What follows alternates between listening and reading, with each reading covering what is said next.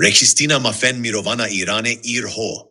Jibo sazi parti u kesayetien mukhalefeta Iran li Osloye civinek li darhist. Li Rojilate Kurdistane, sekretere Komelea Shoreşgera Zehmet Keşen Kurdistana İran'e Abdullah Muhtedi, sekretere Rehistina Kurdistania Partiya Komünist İran'e Seyyid İbrahim Elizade, u nunere Partiya Demokrata Kurdistana İran'e Dr. Aso Hesenzade panelan bire ve birin. Nuner PDK'yi Gotku Tekoşina Jibo Sersvebune Mafeki Hvezaiye. Dr. Aso Hesenzade, nunere Partiya Demokrata Kurdistana İran'e, di panela Hveya di Seminera Rehistina Mafen Mirovana İran'e de, Gotku Tekoşina Jibo Serhvebune Ligori Peymanen Mafen Mirovan Mafeki Mirovane. حتی برای استقلال هم مبارزه بکنند. این یک حق بشری اونا هست. ببخشید ولی تجزیه طلبی در زبان فارسی این یک اختراع ایرانی هست که در هیچ کدوم از زبانهای زنده دنیا مترادف نداره. ایران پیشروژ دیو دموکراتیک و پیرالیبه. عبدالله مهتدی، کوملیا شورشگر زحمتکشین کردستان ایرانه. دی پانل خویا دی سمینر رهیستینا مافن میرووانا ایرانه ده. گوت کجیبو پیشگیرتینا لی دوباره کرینا شاشین بره. دیویم لیسر ایرانک دموکراتیک و پیرالیبی فکرین. فکر رفاه و سعادت باشه چاره‌ای جز این نداره که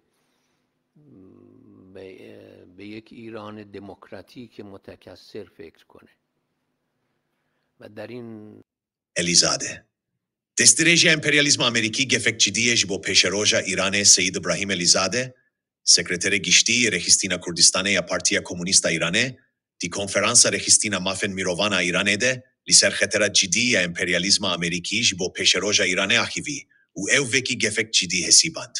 این یکی از خطراته، اما به نظر من خطر دیگه هم وجود داره که به همون اندازه مهمه و اونم خطر دستاندازی امپریالیسمه و به خصوص امپریالیسم آمریکا.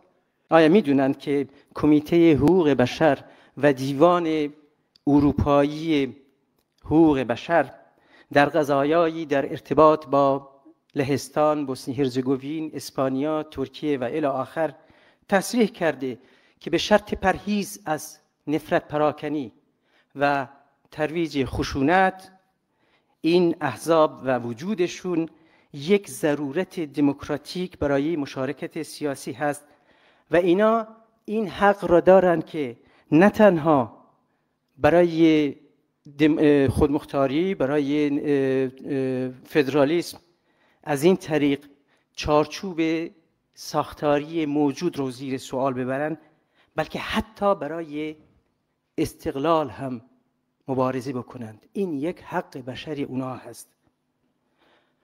ببخشید ولی تجزیه طلبی در زبان فارسی این یک اختراع ایرانی هست که در هیچ کدوم از زبانهای زنده دنیا مترادف نداره. اگر منظور از این واژه استقلال طلبی هست، البته حزب مطبوع بنده استقلال طلب نیست، ولی اگر منظور این است باید خدمتتون عرض کنم که در یک کشور دموکراتیک و نمونه ها بسیار هستند، همزمان هم میشه استقلال طلب بود و هم در روندهای سیاسی سراسری و محلی هم شرکت کرد. نکته دیگر اینه که آیا تصمیم رو درباره منزلت حقوقی ملیت ها رو کی میگیره؟ کجا این تصویب میشه؟ این که همیشه ایران آینده اگر بخواد درسی بگیره از رژیم‌های استبدادی که تاکنون داشته و به خصوص از تجربه دردناک جمهوری اسلامی درسی بیاموزه و برای آینده خودش فکر رفاه و سعادت باشه چاره‌ای جز این نداره که